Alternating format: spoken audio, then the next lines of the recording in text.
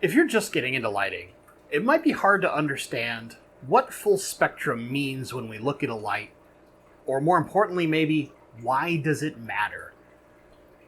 If that's a question you've been asking yourself, I'm going to explain everything you need to know, and more importantly, why certain colors of light matter so much to our plants.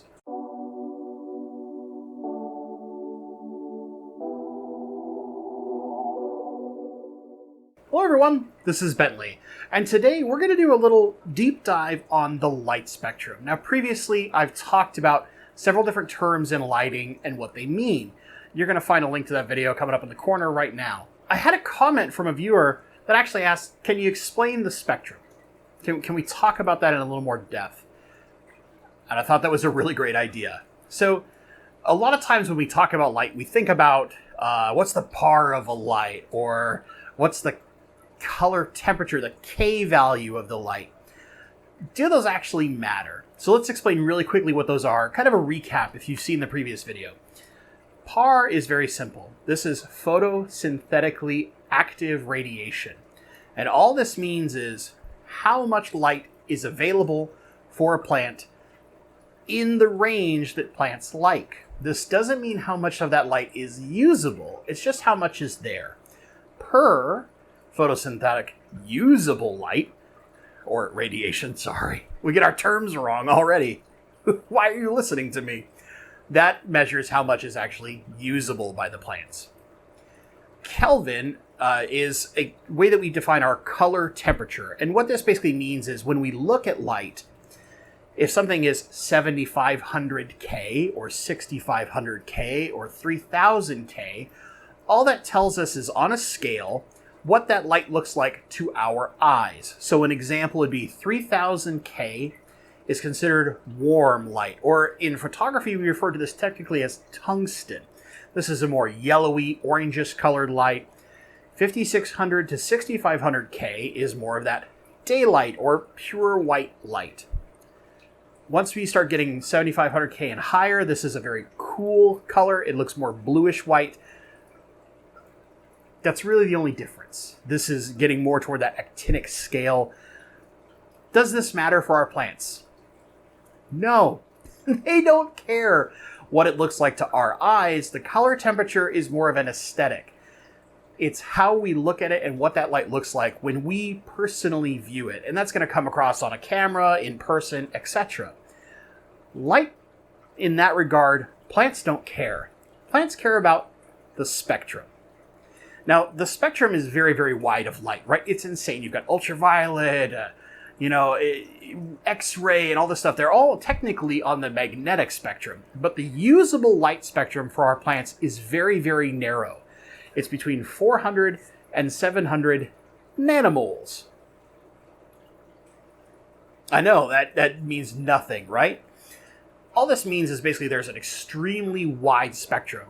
And what plants care about is very narrow. It is from basically blue to red. But how the plants use those colors really changes, and how what we perceive as white is processed by the plants. So let's dive into this a little bit deeper and understand which colors of light matter and why this matters to us as hobbyists when it comes to growing plants. First off, blue, green, red. These are really common in our RGBs, and sometimes you get variations. An example would be like the Fluval Aqua Sky has red, green, blue, white. The Fluval plant has blue, cool white, warm white, pure white, pink. All that matters is that there are certain things that the plants benefit from by having each of these different types of light present, and in many cases our plants can grow purely on a singular color of light. However, they might not grow as healthily or as robust or as dense or as tall without some of the other colors. And a lot of times we think of this as very simple, that, well, blue and red are very important. We always see blue and red on almost every LED that's out there, and white. Why is that? These tend to be the ones that plants can use the most of. However, each one has its own purpose. Now, in the case of blue light can cause excess algae. And part of the reason why we tend to see this in freshwater is that blue is very powerful. It's on a very, very high frequency, which means that it can permeate deeper into the water than other colors. So a lot of times when we look at like coral reefs, or if you watch a movie that's shot underwater, a lot of times everything looks kind of blue. Well, that's because all the light that is coming down and filtering through that water as it diffracts and loses some of its intensity, the most powerful frequency, that blue-colored light, is the one that can push the deepest and make it down into the areas that are deeper in the water. So in the case of our reef tanks in saltwater, these tend to be so deep in water that blue light is one of the only things that gets to them, and those things learn to survive purely off of that scale and frequency of light. In our plants, though, this is a little different. If we examine how they grow under blue light only, what you will tend to see is very compact, dense growth. But what you will not get, very typically, is flowering. In the case of fruiting plants, like if you were growing a terrestrial plant, plants that are exposed purely to blue light don't tend to fruit very much. So this can be a number of different plants. It can even be how certain plants will propagate themselves. Under purely blue light, they don't do that. They grow very compact and dense. They can get good structure and reasonable roots under just blue light. But they're not going to grow tall. They're not going to get wide. They're going to be very dense, very compact in their leaf structure. And you will see some what look like nutrient deficiencies because of the light. Okay, so clearly we need more than just blue, right? This is the base example. I'll give you some extra science in a second, I promise. But when we get toward red light, the other most used part for our plants, red can tend to cause things to grow tall, okay? It can get tall and very, very lengthy, but more importantly, where red, and especially that red-orange scale, that more orangish color of light, this is really critical for causing flowering and fruiting of plants. And this has to do with the way that chlorophyll in plants absorbs stuff through photosynthesis. It's super sciencey, but we're going to show you something that's a little sciencey in a picture very shortly to understand. Finally, if we look at like the full spectrum of light for most of our lights, there's usually a bump in the middle that is the green portion of the spectrum.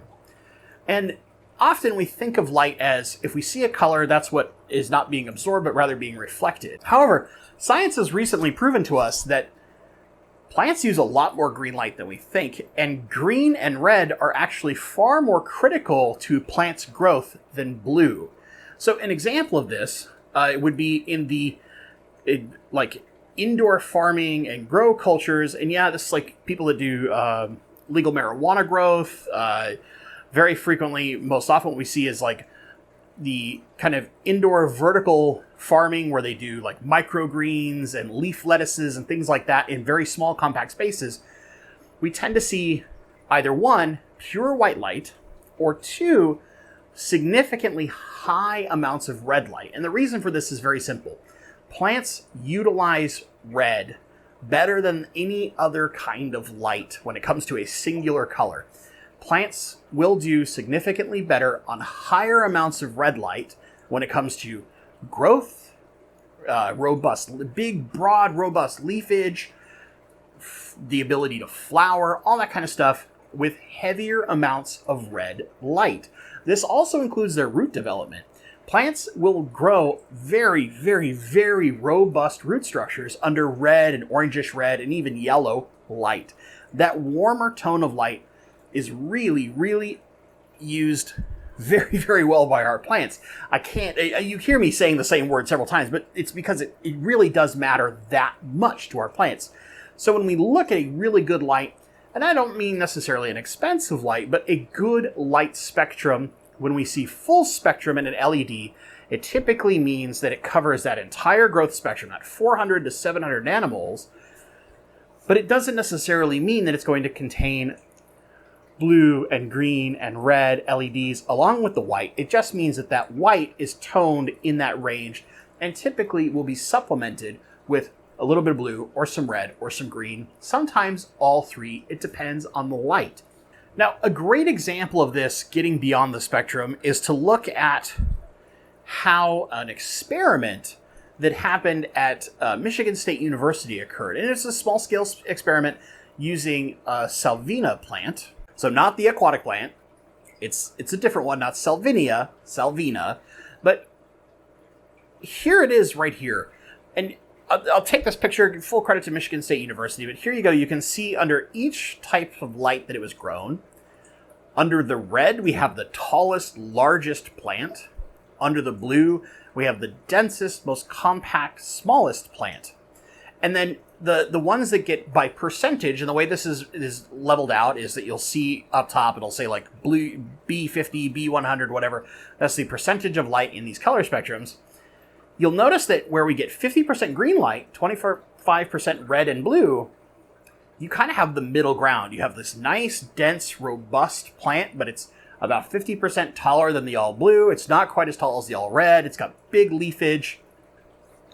This is one of the things that has started to prove to us that green light is actually used significantly more by plants than we think. And science more and more is coming to prove this. There's several different studies that are out there. But more importantly, what we need to think about is that we don't have to have a ton of blue to get that compact growth. We can do it with green, we can do it with red, and we can do it with bright white. What matters is that it's in that overall spectrum and that it's usable light. Now, if you want to push a little bit more, you need things like CO2 and stuff like that. That allows the plant to photosynthesize even more. It has more carbon present. But in the end, what matters is we can actually dial our blue down on our light. And yeah, that might take away from a bright white appearance. It might have that more warm light appearance to our eyes. The plants don't care. As long as the plants are getting the light that they want, they're going to grow healthy, they're going to grow tall. You might even get some really good flowering. I mean, you can see plants behind me going gangbusters in this tank. And that's on my daysym, which has a heavy focus on red light. It's almost like I used a little science when I built those things. Now, let's look at how the plants, there's two types of ways that plants photosynthesize light. And this is basically, there's two different compounds of chlorophyll. There's chlorophyll A and chlorophyll B. I'm going to skip the really deep science on this. We don't need that. All we need to do is look at a light spectrum of usable light and how each chlorophyll uses that light. So if I'll post this over my face right now, and you're going to see two curves. Chlorophyll A tends to use a little bit more blue light, and chlorophyll B uses a little bit more red light. But you'll notice that the peaks on the chlorophyll match blue light, red light, green light. Very, very simple. In that light, as it appears to us, it'll appear white from the sun, right? But it has these colors, and these are the colors that the plants use the most of.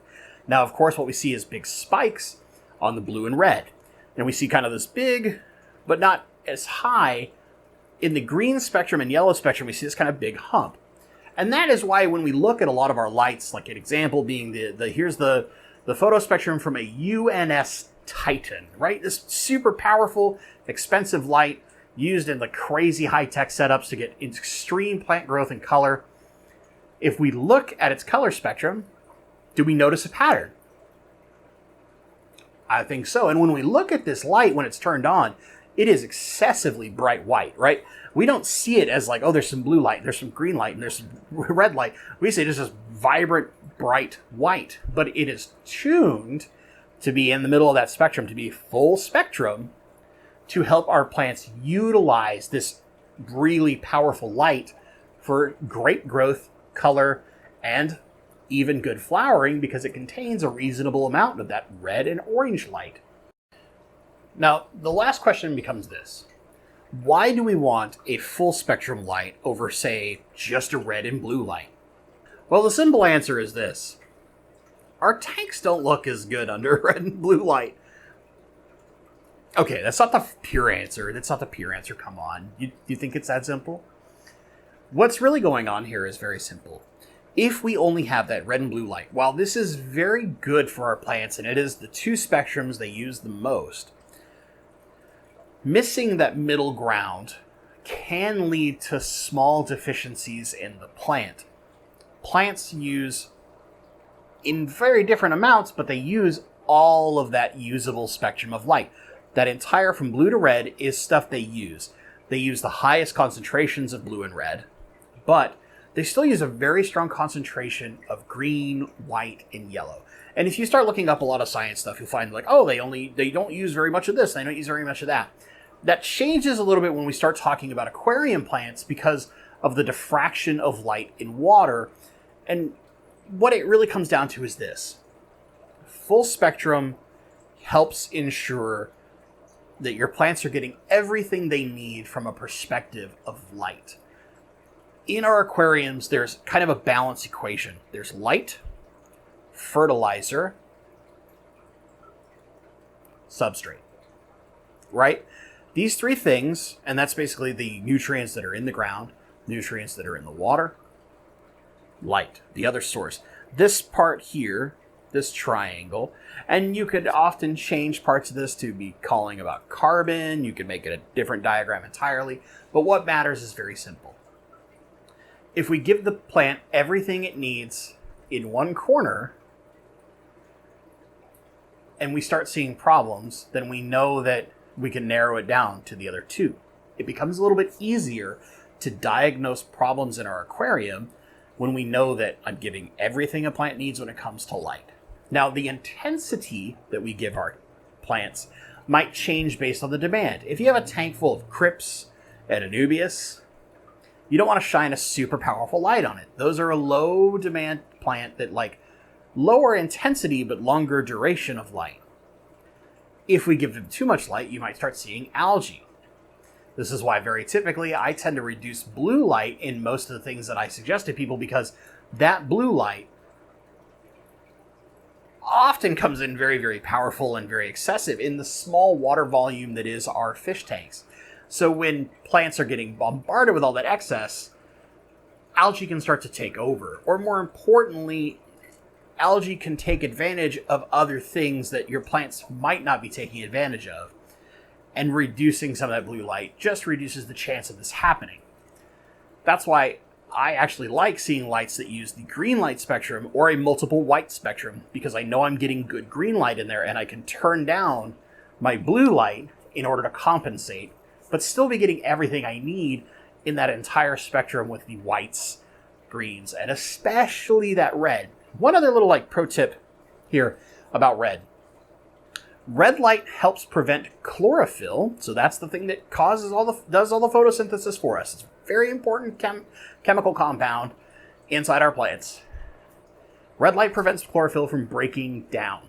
So over time, chlorophyll will break down and expire, and it makes new chlorophyll. However, with higher intensities of red light and red-orange light, that red spectrum, we have more chlorophyll because it doesn't break down as fast. And with more chlorophyll, we can have stronger vegetative growth. This is why when we look at plants that are grown purely in red light, they are bigger, they're leafier, they're taller. That chlorophyll is taking its effect. In blue light, we see that chlorophyll die off a little faster, so we get that nice compact, dense growth, right? That red light, however, helps that chlorophyll prevent itself from breaking down, and over time that leads to bigger, more robust plants. This is why when we look at full spectrum, we're basically playing less risk, is what this comes down to in our aquarium. Also, it looks a lot better to the naked eye. I mean, that is kind of a joke, but at the same time, if this was just red and blue light, it wouldn't look as good. You wouldn't see the plants in the colors they are. You wouldn't see that beautiful green color or the dark greens or the bright greens or reds. You would just see this kind of weird purplish everything. That doesn't look very good. Makes our fish look terrible too. So, with all that being said, do you have a better understanding of the light spectrum now and why it matters? I know this isn't hyper sciencey, but that's the point. I want you guys to really understand the core concepts and why each of these little parts do matter to us, so that when you see something that says, I'm a full spectrum light, and you look at it and it's like, hey, I don't see this color LED in it, you know that it's not the appearance of the LED to our eye that actually matters. That full spectrum is just what the plants care about. And in that regard, that's all you need. So let me know in the comments down below What did you learn from this? What did you already know? What has this changed your understanding of how light works? I'd love to hear that kind of discussion from you guys. Just comment down below. If you enjoyed this video, give it a little like. It really, really helps with those magical YouTube algorithms. I can't like be YouTube beggar enough about this. But like seriously, if you love your favorite channels, like, comment, subscribe. If you're not a subscriber already and you love learning stuff like this, learning about plants, product reviews, I've got live streams every Tuesday. Consider subscribing. Maybe ring that little notification bell. That way you don't miss a thing and you get to get all the awesome lessons. A master aquatic horticulturalist, 8 times, almost 9 over at the time of filming this. Which who knows, in a year from now it could be like 12. is here basically giving you everything that's up in my crazy brain so that you can have as much success as I have. That's kind of like the basis of my channel. So if you enjoy that kind of stuff, subscribe, like, maybe share it with a friend. Maybe that somebody's been asking questions about lighting lately. Share this video, let them get a better understanding so that they can make a more informed decision when they purchase a light for their fish tank. As always, guys, thank you so much for watching, and stay awesome.